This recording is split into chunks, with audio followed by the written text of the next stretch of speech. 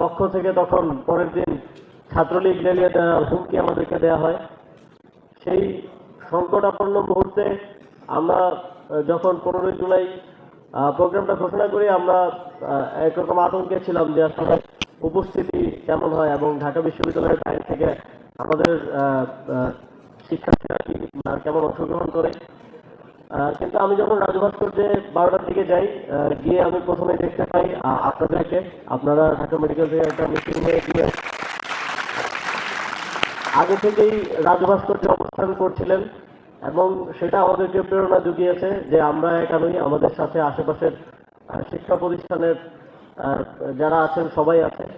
যে থ্রেডটা আমাদেরকে দেওয়া হয়েছে সেটা আমরা একসাথে মোকাবিলা করবো এবং সেদিন হয়েছিল তাই।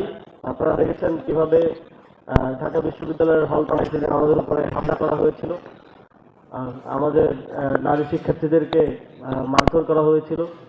আমাদের সেদিন 50-এরও অধিক শিক্ষার্থী আহত হয়েছিল। সেদিন আপনারা দেখেছেন, আমরা পত্রিকাও দেখেছি কিভাবে ছাত্রলীগ বন্দুক তাক করে গুলি করেছিল। এবং সেই 15 জুলাইয়ের পরেই আমাদের আন্দোলনের ট্রানজিশন পয়েন্টটা শুরু হয়। আমাদের আন্দোলন এই হামলা না করে আন্দোলনে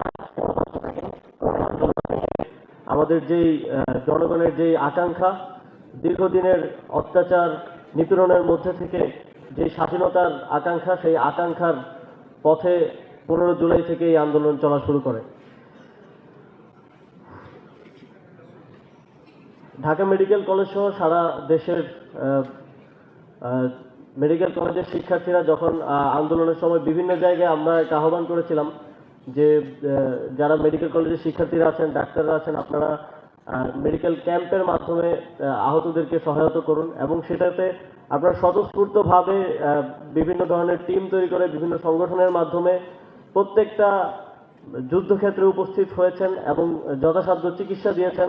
সেজন্য আপনাদেরকে কখনোই আসলে ধন্যবাদ জানানোর সুযোগ পাইনি, আজ অন্তরের অন্তঃস্থল থেকে ধন্যবাদ জানাচ্ছি।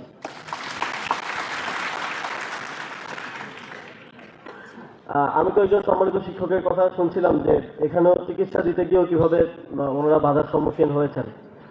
আসলে বাংলাদেশে গত 16 বছরের ফ্যাসিবাদী ব্যবস্থার কারণে এমন এমন জায়গা রাজনীতিকরণ করা হয়েছে যেখানে রাজনীতি থাকার কোনো প্রশ্নই ওঠে না। যেমন আমি কাজ করতে গিয়ে এখন দেখছি যে ক্রীড়া ক্ষেত্রটা কিভাবে রাজনীতিকরণ করা হয়েছে, ঠিক একইভাবে চিকিৎসা ক্ষেত্রে রাজনীতিকরণ করা হয়েছে। রাজনৈতিক বিবেচনা চিকিৎসা ক্ষেত্রের মতো একটা জায়গা যেখানে আসলে সকল ধরনের ধর্ম, বর্ণ, শ্রেণী নির্বিশেষে সকলকে এক কাতারে রেখে একভাবে বিবেচনা করে চিকিৎসা দেওয়ার কথা, সেখানেও রাজনীতিকরণ এমন পর্যায়ে করা হয়েছে যে আমরা দেখেছি যে 4ই আগস্ট প্রত্যেকটা মেডিকেল কলেজ থেকে শান্তি সমাবেশ বের হয়েছে, যেটা অত্যন্ত দুঃখজনক। আমরা চাই আগামীর বাংলাদেশে কোনো রাজনৈতিক দল কিংবা কোনো সরকার যেন চিকিৎসা ক্ষেত্রের এই রাজনীতিকরণটাকে সহ্য না করে এবং চিকিৎসা ক্ষেত্রে রাজনীতিকরণকে আপনারাও রুখে দিন, এটা আমাদের একটা প্রত্যাশা থাকবে।